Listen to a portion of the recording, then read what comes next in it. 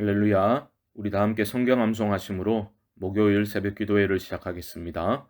그들이 사도의 가르침을 받아 서로 교제하고 떡을 떼며 오로지 기도하기를 힘쓰니라. 날마다 마음을 같이하여 성전에 모이기를 힘쓰고 집에서 떡을 떼며 기쁨과 순전한 마음으로 음식을 먹고 하나님을 찬미하며 또 온 백성에게 칭송을 받으니 주께서 구원받는 사람을 날마다 더하게 하시니라. 아멘. 하나님 말씀은 요한복음 2장 1절로 12절의 말씀입니다. 저는 10절과 11절을 봉독하겠습니다.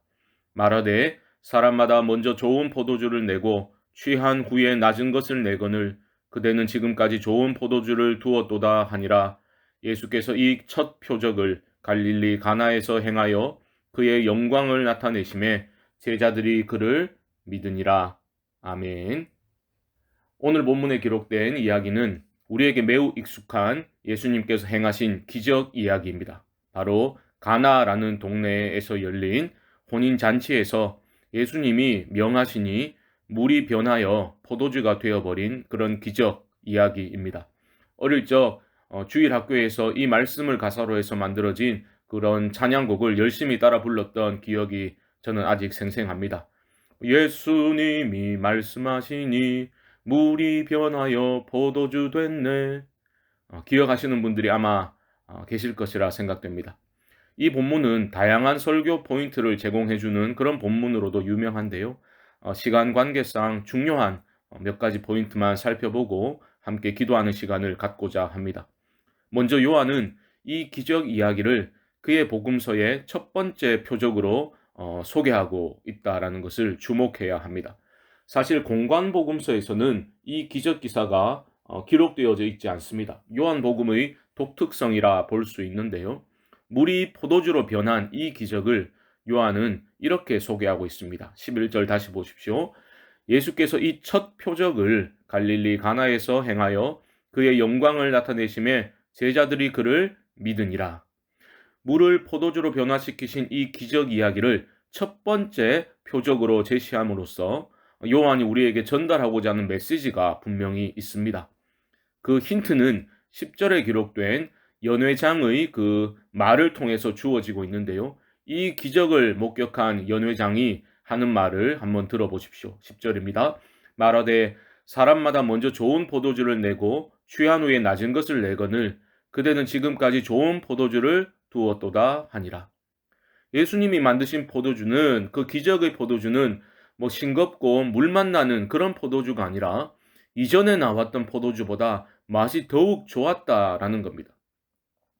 무엇을 의미하고 있는 겁니까? 요한은 연회장의 입을 통해 나온 뒤로 갈수록 더 좋은 포도주 이런 표현을 통해서 예수 사건의 참 의미가 무엇인지를 우리에게 전달하고 있는 겁니다.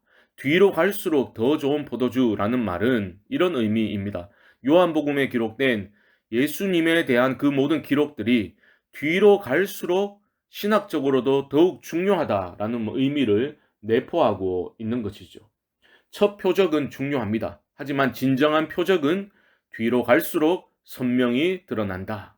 이런 의미입니다. 요한복음의 절반이라 할 수 있는 1장부터 11장까지를 학자들은 소위 표적의 책이라고 부릅니다.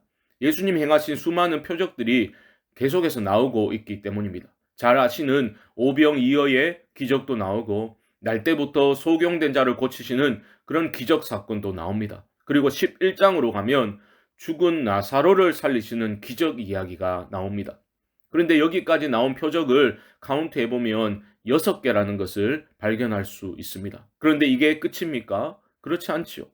지금까지의 표적들은 표적 중의 표적인 가장 중요한 표적인 7번째 표적, 완전수인 7번째 표적을 가리키고 있는 겁니다. 이 앞선 표적들은 진정한 표적을 지시하고 있는 겁니다. 달을 가리키는 손가락에 불과할 뿐입니다. 그렇다면 7번째 표적은 무엇이지요? 그렇습니다. 바로 예수 그리스도의 십자가의 죽음과 부활입니다. 그게 7번째 표적이에요. 예수님은 오병이어의 기적을 행하셨지요. 하지만 예수님은 우리가 먹고 사는 문제를 해결해 주시기 위해서 오신 분이 아니라는 겁니다.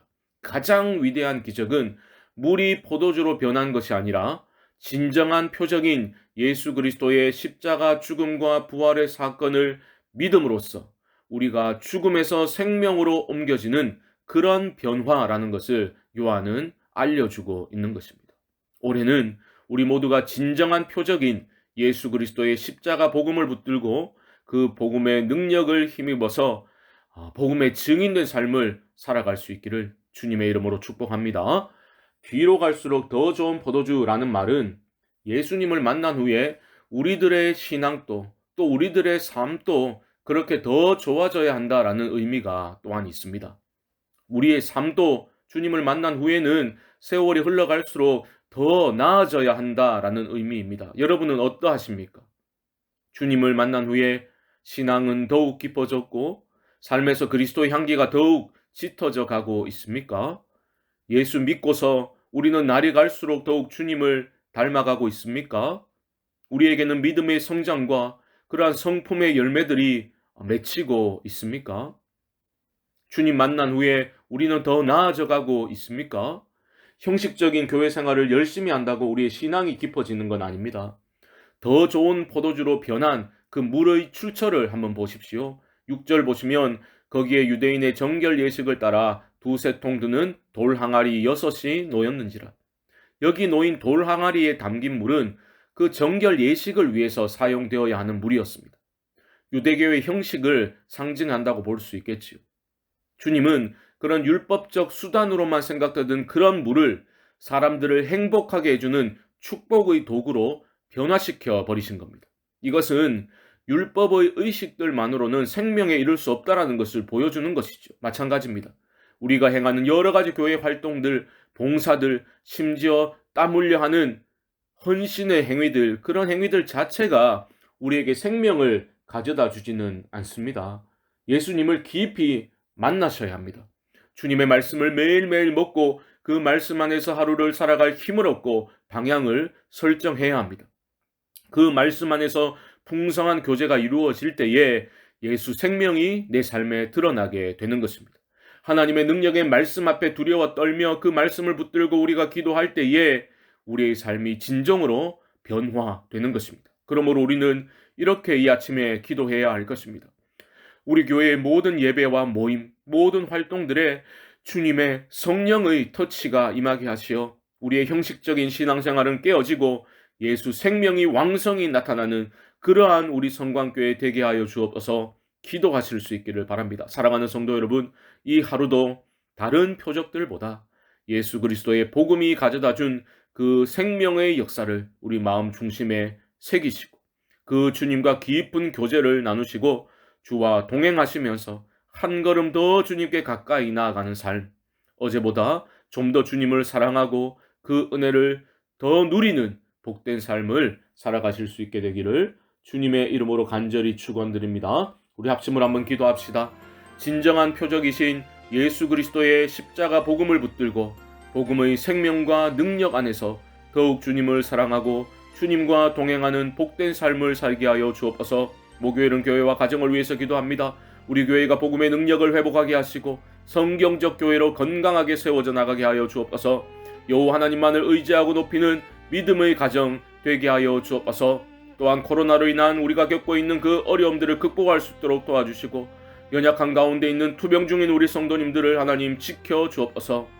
이외에도 개인적인 기도의 제목들을 가지고 우리 주님의 이름을 한번 부르고 기도를 시작하겠습니다. 주여